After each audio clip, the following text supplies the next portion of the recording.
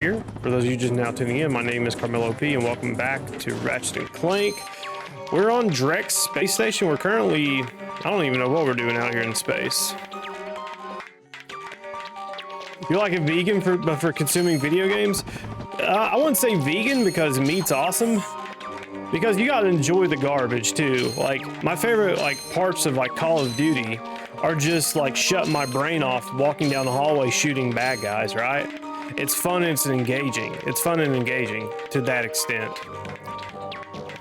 But at the same time, you know, you have to look at what studios really deserve attention. But yeah, Cyanide, I should have probably reviewed those games in a different order. I probably should have started with Of Orcs and Men for reviewing, but hey, it is what it is. But dude, that studio, they just kind of disappoint me, and I think that's really my problem with them.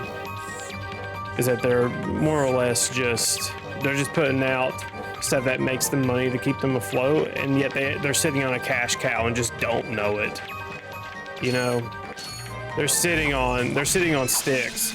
Just Assassin's Creedify and put them in whatever time in that universe, and they can make a game out of it.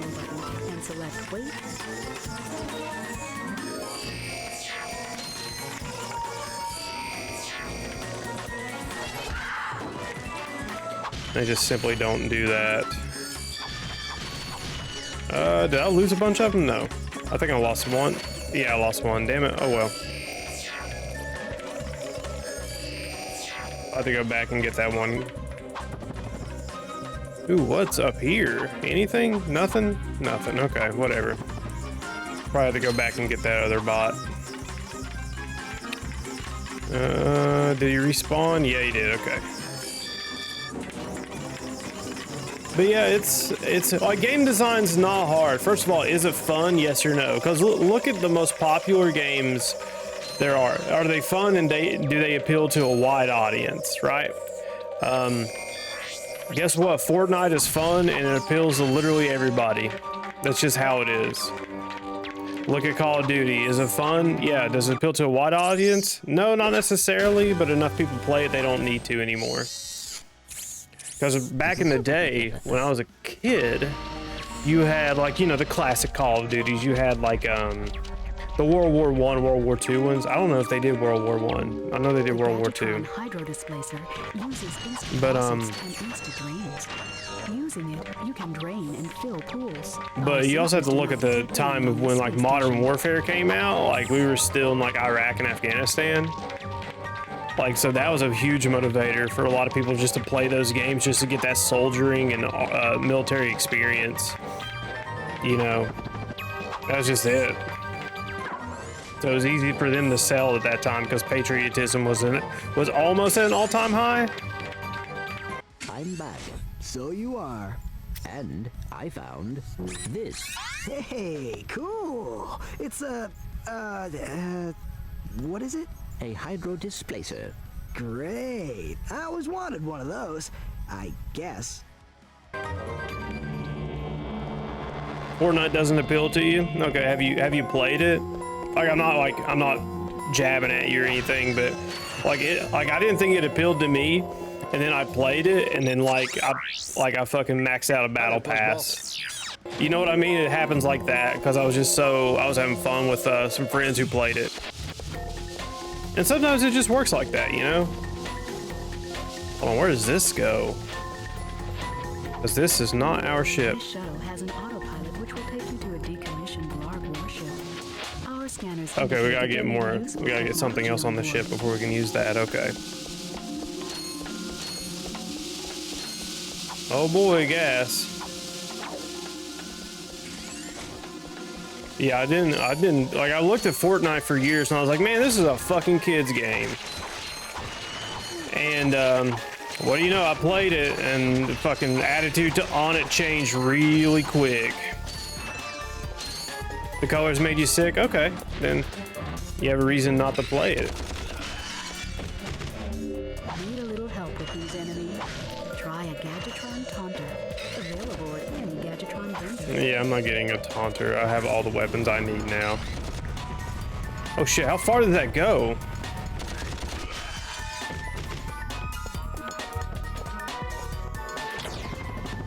But yeah, if it makes you sick, then yeah, obviously you can't play. There's people who get motion sickness from video games. So I'm not surprised the colors would bother you.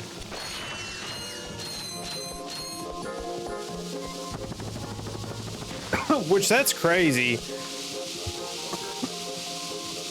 Is that people get motion sickness from video games? I feel so bad for them. Because they can miss out, they can miss out on so much. Because I've heard of people who just like straight up can't play video games because they get motion sick, which is wild to think about.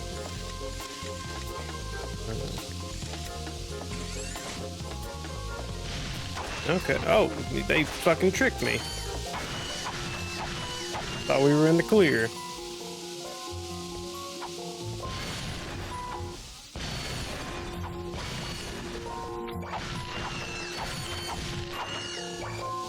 But either way, where were we talking about? Oh, just game studios in general. Like, the more I review games, the more I'm like, man, they could have done a little bit more here and there, you know? Which is that balance, I guess, like I need to find of like, am I asking for too much or am I asking for reasonable things? You know? I think for Cyanide, what I'm asking of them is reasonable. I mean, it's so easy for them to hire me, but in all honesty, like, all they gotta do is just take sticks and put them in different settings. Because I mean, realistically, that's like, we don't have stealth games anymore. We don't have stealth games. Assassin's Creed doesn't even pretend to try anymore. You know, they don't even pretend to try. They just do whatever they feel like.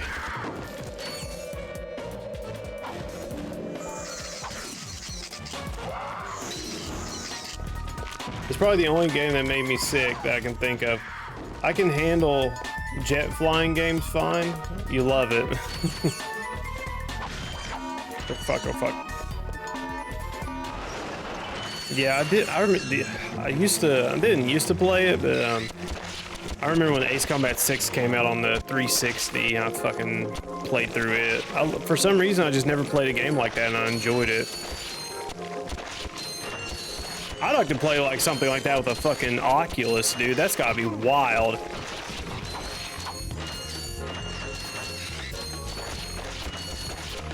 Dishonored, Hitman, Fallout 4 are great stealth games. Fallout 4? I mean, yeah, Dishonored is a good stealth title, yeah. But like, here's the thing though, when I talk about stealth titles, I mean like you have to stealth through it, you know? Like you have to. Like Dishonored, it feels more like a recommendation than a must. Whereas Filcher sticks to a certain point, like you kind of have to like be quiet. Because in sticks, like if you get caught lacking, like if two enemies are on you at the same time, oh shit, that doesn't pause the game. If two enemies are on you at the same time, it's over for you.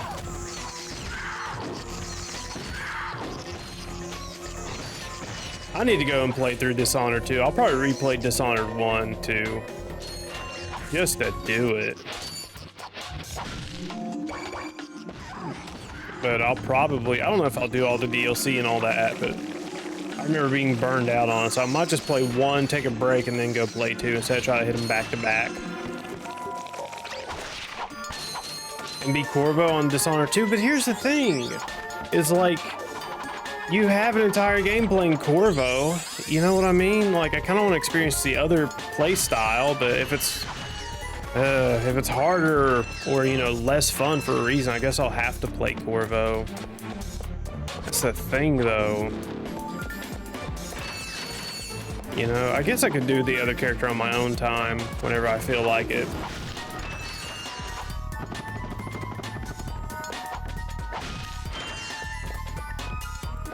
Okay, I think we're done in this room.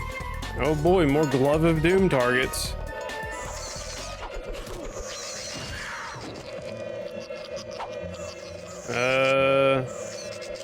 How do we do this? Like that, that's how.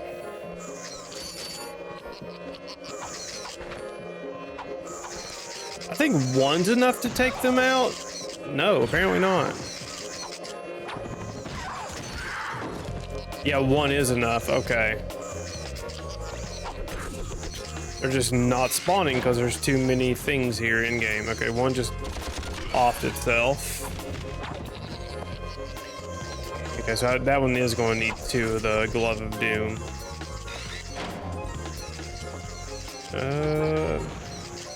You ever fantasize about being a female? Nope, I do not, because that shit sucks. Could you imagine having a monthly cycle that's painful?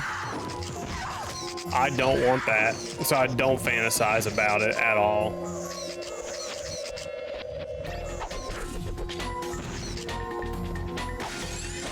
Okay, where are we going to? Oh, oh fuck, I forgot this was a boss fight.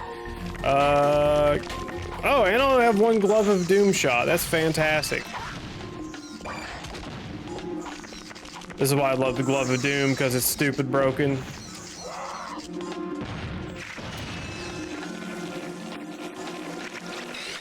No, I do not fantasize about it, because they go through hell. They really do. Like imagine once a month you know you're gonna have like testicular torsion. You know, imagine that, and it's guaranteed. There's no way around it. Imagine that shit. It's terrible. Ah, shit. No, I don't want the suck cannon. No. Ah, shit.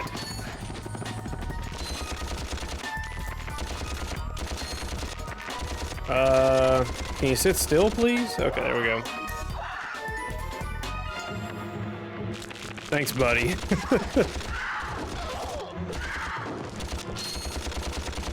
And dead. There we go. Jesus.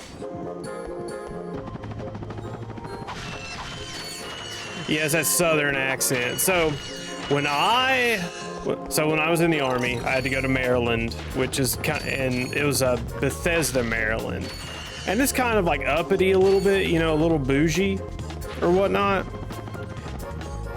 And because of the accent, and I learned to hide it too, but sometimes I would let it all out and like just walk into random shops and act like a fucking idiot, like I didn't know like what shoes were and shit like that. You could come down now.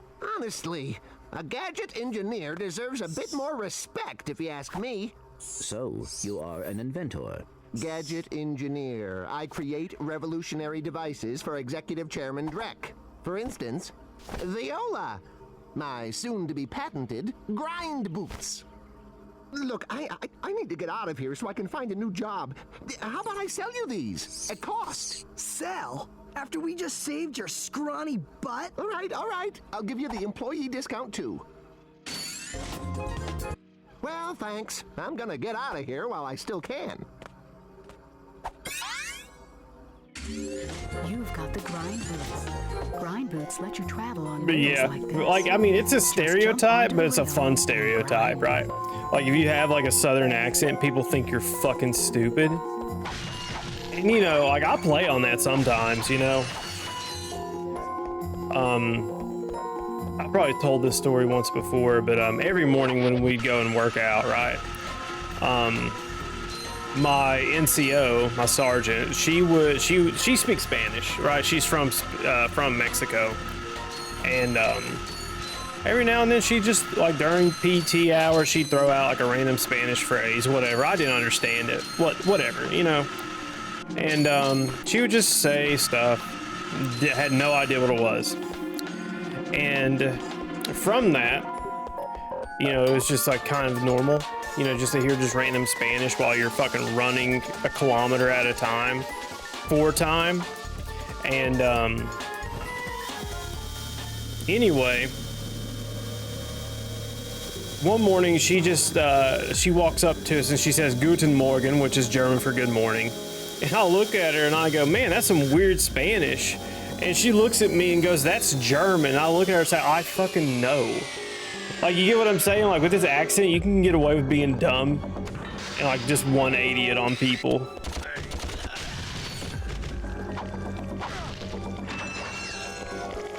They think because of the accent that they think you're stupid, which is so fun. 'Cause, like, I play into it. Like, yeah, I don't know what shoes are for. I love going to doctor's appointments too, and they don't know that I'm a nurse. It fucks with them. Because like I don't tell them right away. Like we'll be mid-conversation, and he'll be like, you know, are you experiencing any pains? Blah blah blah. And then you know he and I will get talking, and then like I'll say some like medical term or two, and he'll be like, oh, okay, you know. Yeah, there's it's a pretentiousness thing too. People who like, especially people like college kids, especially college kids, or people who've spent like years and years and years in college on end. Like those people, like they're all fucking pretentious. Every single one of them. Press the big red shiny button. Yes, why not? Thank you for selecting our automated self-destruct feature. Vessel annihilation sequence initiated. Please remove all personal belongings. Okay, we're just gonna run out of here. I'm not gonna try to fight anything. I probably could have double jumped there, but it's fine. It's not the end of the world.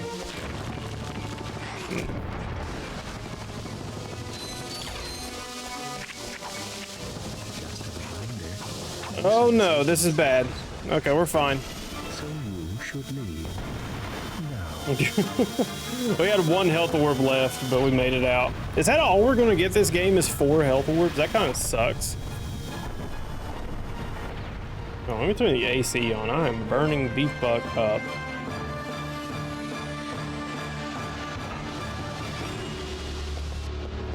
Yeah, Ratchet's almost dead, but that's okay. This is Darla Gratch reporting live from Blackwater City. We've just learned that Captain Quark will be presenting the grand prize at the Intergalactic Hoverboard Championship, which will be held here over the next few days. In related news, this planet has recently been suffering from an infestation of strange amoeboid creatures. The city's administration has assured this reporter that every step has been taken to eradicate these nuisances. Darla Gratch, Channel 2 News. Did you see that? Yes, I hope that poor woman is all right. She's fine, I think. I was talking about the hoverboard races. So you enjoy when people think you're smart a lot better. I mean, they treat you differently, that's for sure. But I have fun with it. I have so much fun with it. But now I kind of live in the South, so the Southern accent's the norm. You know, especially like when I was in the Army, we'd have doctors come in. And like me with a fucking accent, and as an LPN, not an RN, you know, because RNs like they go through more school than an LPN does. You know, they just kind of they assume a lot of things. They assume a lot of fucking things. There was one time we got one new doc in. He was there temporarily for COVID, and you know. I was a specialist then, which is the highest rank I got while I was in the military. You know, specialist, which is not high on the chain. LPN, working in the ICU. You know, we get a patient in. I forgot what it was.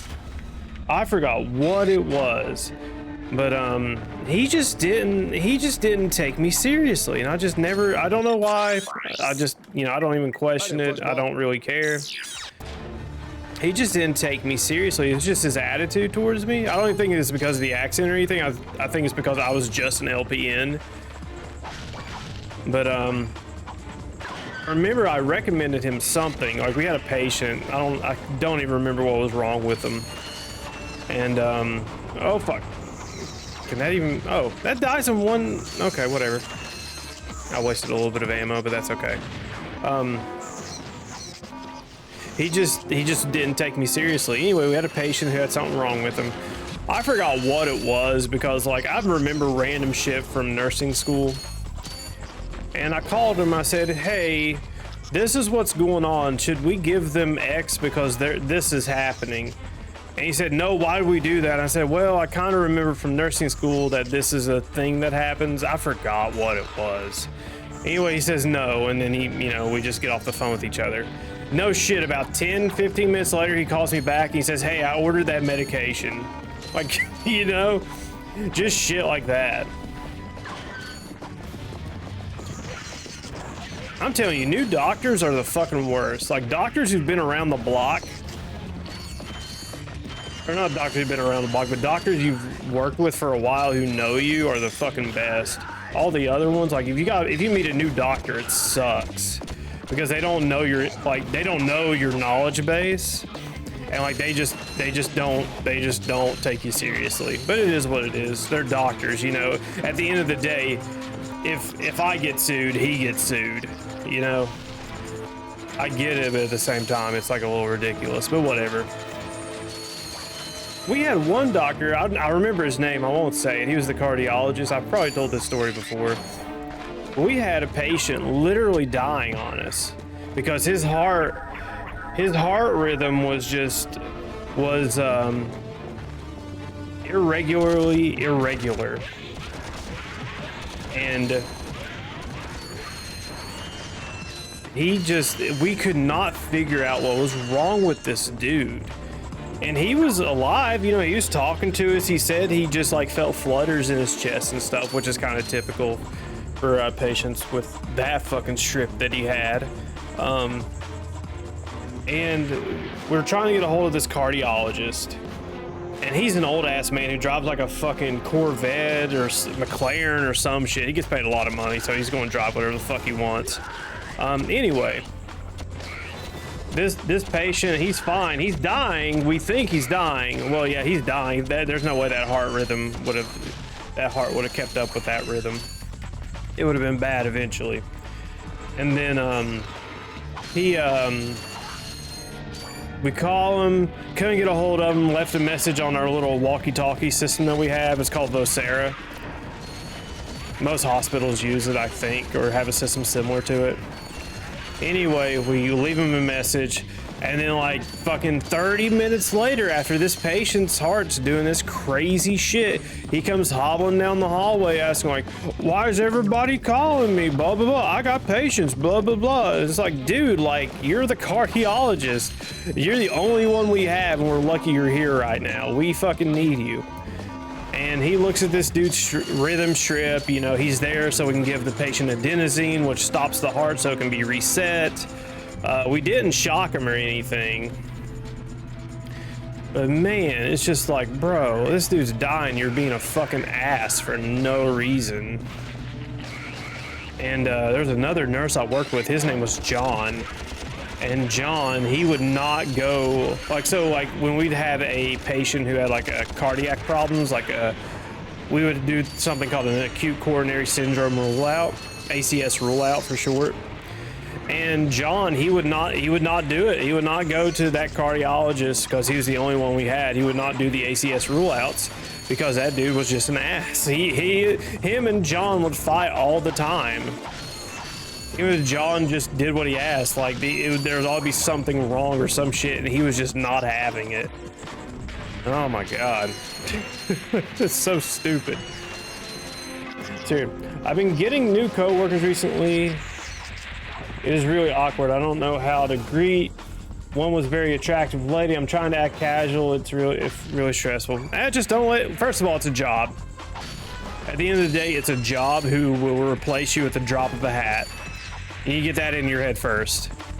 Afterwards, like, if she's an attractive woman, like, I don't know if you're trying to date her or not. If you're not trying to date her, don't worry about it.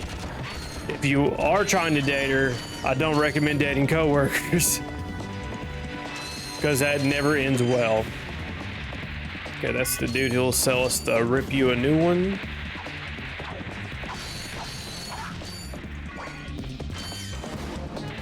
Okay, so yeah, that's everything here. Yeah, I think the rip you a new one's like 100,000. Treat you. Well, okay, Ratchet. I'm kidding. Sorry, he's not for sale. What's a rhino anyway? Rip ya a new one. What did you just say to me? R-Y-N-O. Rip ya a new one. Why, that's the most powerful missile launcher in the galaxy. I know it's worth a lot of bolts. He must have stolen it from the Blarg. Stolen? Look, trash can. Did I say anything about it being hot? You better watch your mouth or I'll... Wait, don't tell me. Rip you a new one. 150,000 bolts for the Rhino. Okay, fuck that. We'll never get it. But yeah, I mean, just, it's work, dude. Just focus on work. Yeah, it's kind of like, that's a young person thing too. Like, I'm going to assume you're young. Is that, you know, young people want to like kind of date their coworkers more often than not, which, you know, hey, that's your life, but I'm telling you, like, if things don't work out, guess what? You're going to have to go to work and see your ex every day. Okay, the music just quit out there for some reason. Oh, you know what? I probably shouldn't use the Glove of Doom on those guys since those dudes just keep spawning. Probably not a good idea. Oh, you're 32. I've given up trying to find romance. Okay. So you're probably just looking for hookups. That's fine. Well, I mean, if that's what you want, that's what you want, man.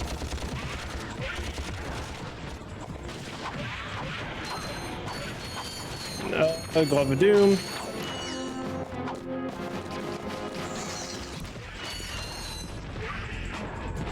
But yeah, I mean, if you want a work fling, sure, go for it. But that's just something I'm not about. You know, I know some people who do it. That's just not me. It never was me. Oh, okay. Well, then why are you worried about it? That's the interesting part. You know, you got new coworkers. Really, you don't know how to greet. Well, greeting's easy. You just got to be like, it's a skill. I'm not gonna lie. I used to be a shy person. I used to be shy, inward or backwards is what they used to call it. But you know, I used to be like that, and then you kind of just gotta stop caring what people think about you. And that might not be it either. You might not care what people think about you. But, you know, it feels good to be friendly too.